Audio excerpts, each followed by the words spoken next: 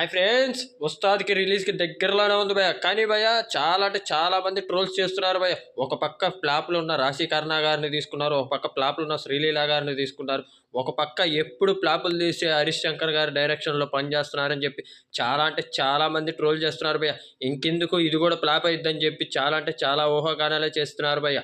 ఒక పక్క మేమర్స్తో కానీ ఒక పక్క ట్రోలర్స్తో కానీ ఈ సినిమా పచ్చడవుతుంది భయ. కానీ భయ వీళ్ళందరికీ ఒకటంటే ఒక్కటి గుర్తుపెట్టుకోలేకపోయారు భయ. ఓజీతో బిగ్గెస్ట్ హిట్ కొట్టిన పవన్ కళ్యాణ్ గారు ఈ సినిమాలో ఉన్నారని అర్థం కాలేదా భయ్య? అంతకుముందు శ్రీలీల గారి గురించి కూడా ఇలానే మాట్లాడారు భయ.